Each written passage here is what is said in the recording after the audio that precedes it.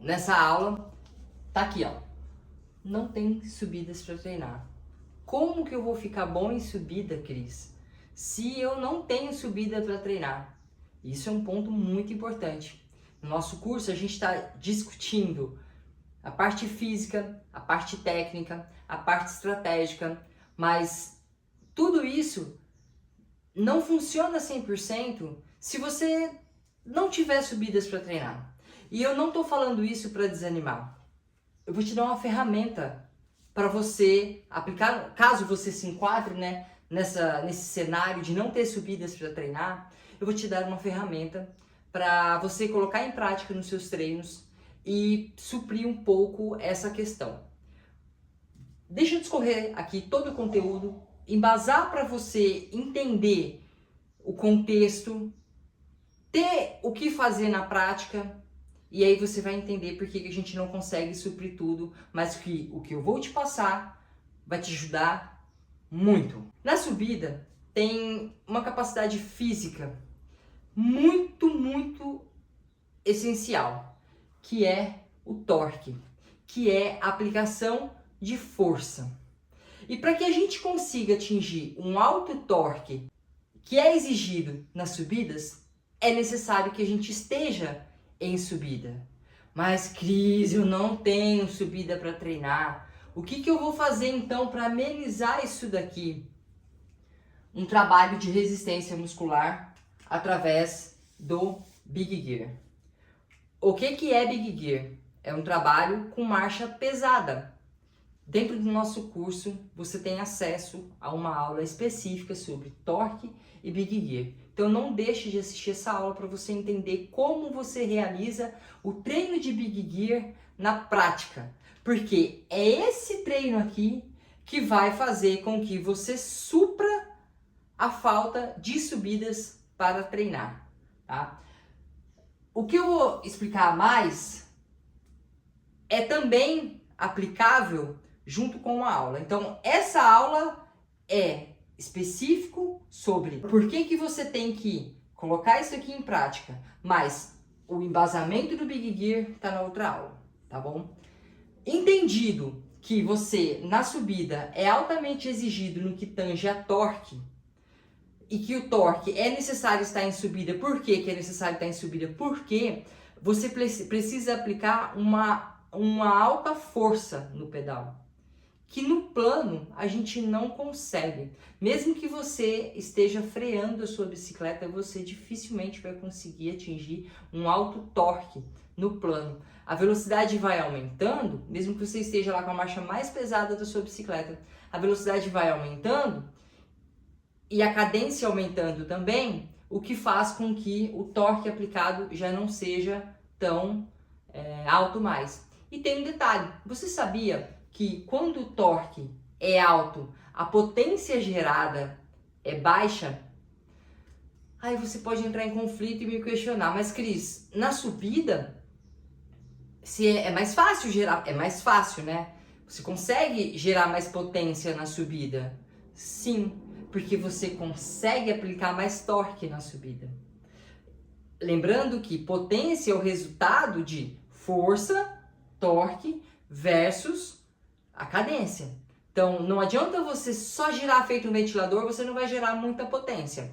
Não adianta você só andar com uma marcha muito pesada e a cadência muito baixa, que você também não vai gerar tanta potência, tá? Você precisa estar com um torque ideal e com uma cadência ideal, eficiente, para que você gere potência e desenvolva a velocidade. Mas dentro desse contexto, na subida ou no plano, você precisa trabalhar muito torque, principalmente em subidas que vai ser exigido alto torque, porque muitas vezes a gente, sem querer, na subida, nós estaremos pedalando com baixa cadência, porque a marcha acabou.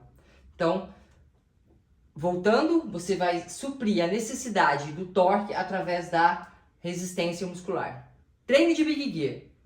Treino com cadência moderada, ali na casa de 65 a 75 RPM. Então você vai ter que usar uma marcha mais pesada no plano para você estar trabalhando dentro dessa especificidade que é a resistência muscular.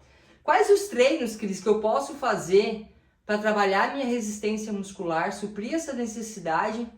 Os treinos de zona 3, 4 e 5, que são treinos intervalados, né? Na aula que eu explico para vocês sobre zonas de intensidades, lá você vê que treino de zona 3, zona 4, zona 5 tem que ser treino intervalado para você aumentar a sua capacidade de gerar potência dentro dessa intensidade e também aumentar a sua capacidade de replicar esses esforços.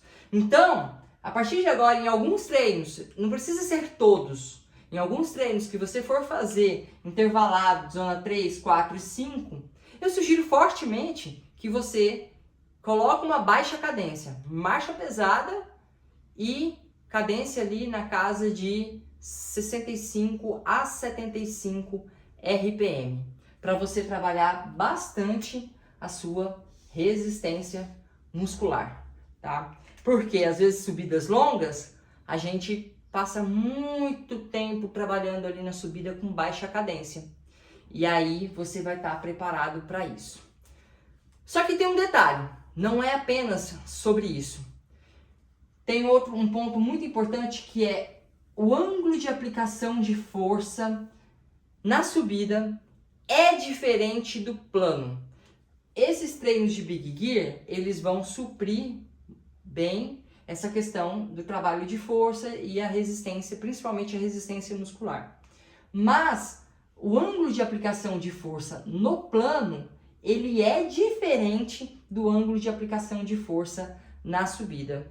E se você não tiver adaptado a isso, a possibilidade de você vir a fadigar mais cedo é grande, por falta de adaptação. Como que você pode suprir isto? Alguns treinos no rolo. Você sabia que o treino no rolo, ele simula bem o ângulo, não é que simula bem a subida, ele simula bem o ângulo de aplicação de força no pedal, no seu pé de vela. Ângulo de aplicação de força, isso aqui é o seu pé de vela, o giro, né, da coroa da sua bicicleta. Aqui é o seu pé de vela, o pedal. No plano, você faz mais força aqui, ó. A potência propulsora para empurrar você, para desenvolver maior velocidade, ela está principalmente aqui. Não é que ela está unicamente aqui, mas aqui é o ângulo que você tem maior nível de aplicação de força no plano. E aqui na subida, tá? No rolo você consegue simular bem essa questão. Então, por que não fazer alguns treinos de zona 3, zona 4, zona 5, sempre dentro da sua periodização, quando tiver que ser feito esses treinos, não é de qualquer forma, né? Você sabe disso? Fazer alguns treinos no rolo, para que você também supra essa necessidade de trabalhar esse ângulo de aplicação de força. Só que tem um detalhe, ainda assim a gente vai ter uma falta do trabalho técnico e também da posição na bicicleta. Como assim? Quando você está pedalando, mesmo que com uma marcha pesada, mesmo que no rolo, só que em linha reta, sua bicicleta na linha reta, é uma coisa, a sua posição na bicicleta é uma. Quando você inclina, subiu, a posição muda, a posição da bicicleta, a posição do seu corpo na bicicleta muda. Então, isso ainda a gente não consegue simular tanto. Existem hoje, a tecnologia já desenvolveu pra gente, rolo que supre isso daí já. Mas tá na casa dos 60 mil. Não é para todos, né? Infelizmente, ainda não é. Sem loucuras. Não vá fazer loucura na sua casa, querer colocar lata, um empilhamento de coisas para você inclinar a sua bicicleta. Até porque você vai entregar uma alta intensidade nesses trabalhos e você pode sofrer um acidente doméstico sério. Tá bom?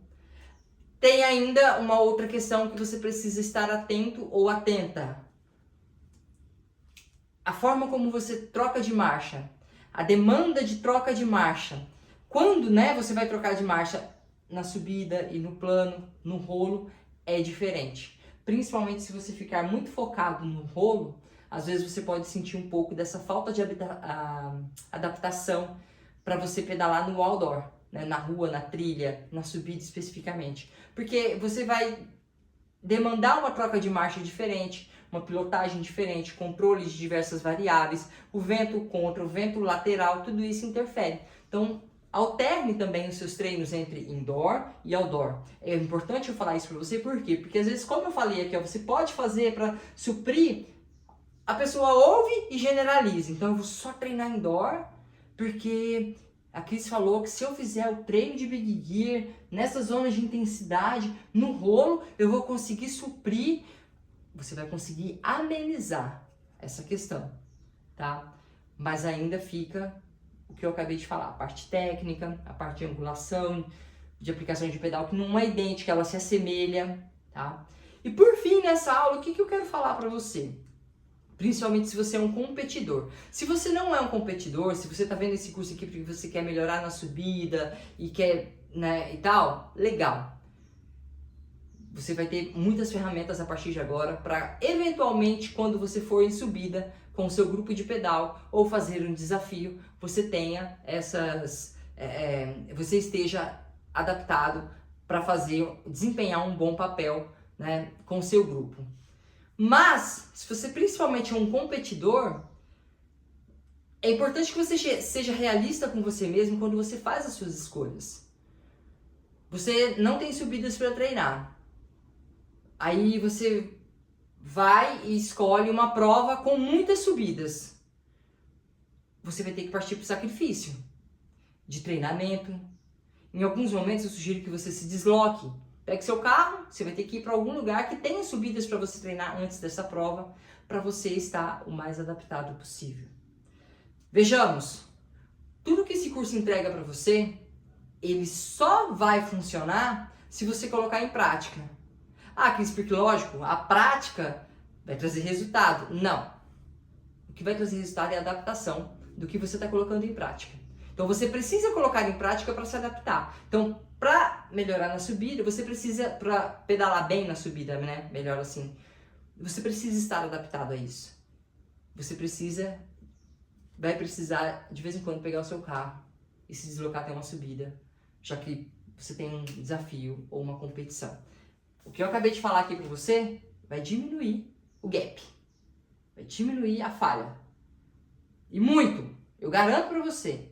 Só que isso aqui não elimina a necessidade de você ir para uma subida, tá bom? Pelo menos, se você tem um exemplo, eu tenho atletas no Piauí que eles vão para o etapa Campos do Jordão. Teresina não tem nada de subida para eles treinarem, muito menos perto do que eles vão encontrar em Campos do Jordão. Eles vão pelo menos umas 3 ou 4 vezes, estamos falando aí de um período de 3 a 4 meses, para uma serra lá no interior do Piauí, ou no estado próximo ali, para trabalhar subida. Então, eu sugiro que dentro desse campo, putz, eu tenho 2 meses até a prova, vá pelo menos umas 2 ou 3 vezes para subida. É o que eu falei. Você tem que ser realista com você mesmo.